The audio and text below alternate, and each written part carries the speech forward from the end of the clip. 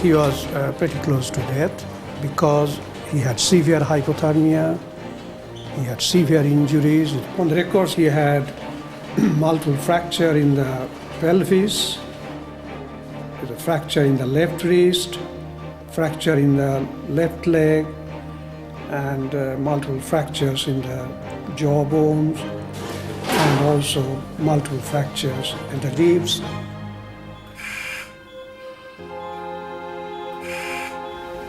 I was so shocked that I couldn't recognise it as my husband. I looked at this person lying on the bed and I thought, no, that's not my husband. Doesn't look anything like him. He had this life support machine, breathing. Oh, Ron. I think we'll have to get the hose pipe out there.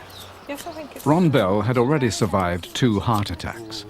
After the second one, he had to give up work and became virtually housebound.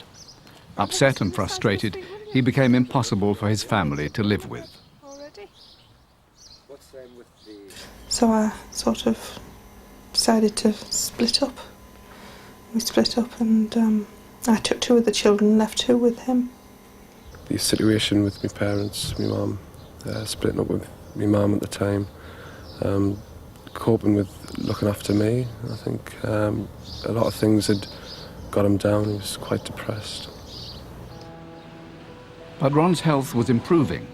One of his sons was about to get married, and he'd begun to get out and about again. One evening, he set off for a walk at Old Hartley on the Tyneside coast, a favourite spot of his. A friend dropped him off. Are you sure you're going to be all right? Yeah, I'll be all right. I'll have a good walk. I'll see you later.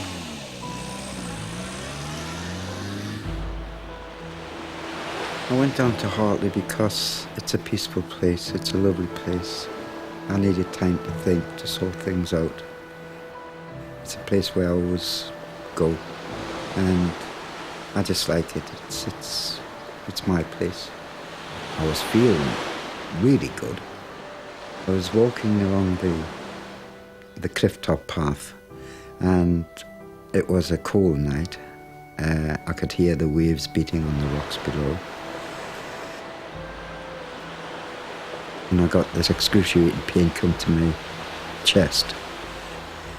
Having had 2 heart attacks before, I realised I was probably taking a heart attack.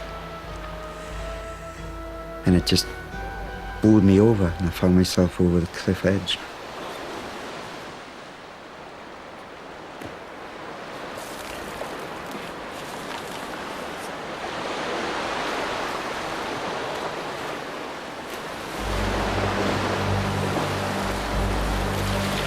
The cliffs at Old Hartley are a sheer drop of 60 feet.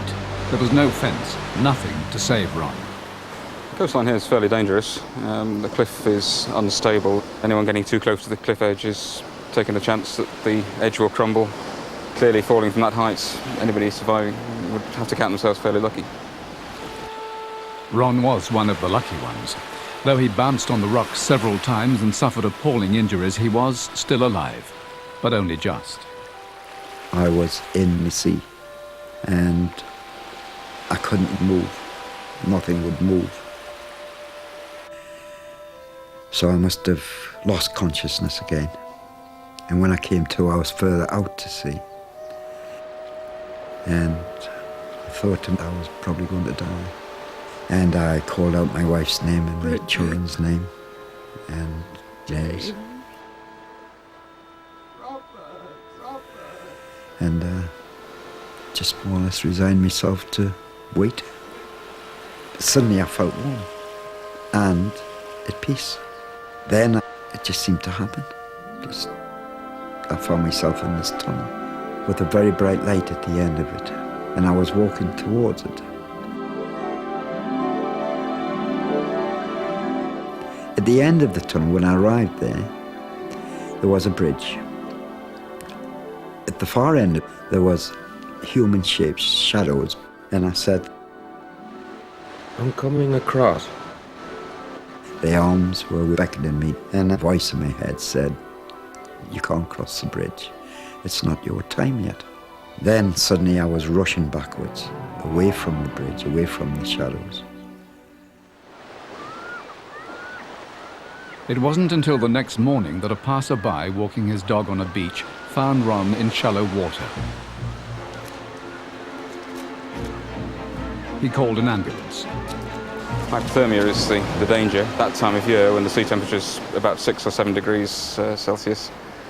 Half an hour is a good survival time, and the average person probably wouldn't survive much more than 2.5 hours in the water. Ron was in the water for 14 hours, but amazingly, when the ambulance crew got to him, there was a glimmer of life. Breathing. I've got a weak pulse with scuba knife, okay? When he arrived at the hospital, Ron was clearly in a critical condition, made even more serious by his medical history. He had a heart attack in the past, and he was in extremely poor state. He had extensive injuries practically in the whole body. His chance of survival was pretty poor, and similarly the chances for leading a normal life was extremely poor as well. But had Ron Bell really been at death's door? Did he literally come back to life? And if he did, what did he go through? Dr. Peter Fenwick of the Institute of Psychiatry studies altered states of consciousness in the brain. Ron Bell's case is one of 400 near-death experiences, or NDEs, which he's collected. Do people make up stories about NDEs? No, I don't think they do. My reason for saying this is that there is a very clear set of features. If you haven't had the experience, it's very difficult to get it right. Dr. Fenwick argues that because the accounts of Ron Bell and others are so similar, they must be real. But Dr. Susan Blackmore of the West of England University disagrees. She's been investigating near-death experiences for 20 years after having one herself. I'm convinced that it isn't because we all go to another world, but it's because of what's happening in the brain. Because near death or under stress, there's kind of random firing of all the cells going on in the brain. It could be lack of oxygen, which disturbs the balance of firing, or it could be the brain's own morphine-like chemicals that is experienced as lights, tunnels, hallucinations, and feelings of presence. So I now believe not that the experiences are all the same because we all have a soul or spirit that goes to heaven, but they're all the same because we all have similar brains. So, the imagination of a dying brain, or as Dr. Fenwick believes, the mind leaving the body to go elsewhere. It's that the brain isn't functioning. It's not there. It's destroyed. It's abnormal, but yet it can produce these very clear experiences. I thought I died. I honestly thought I died.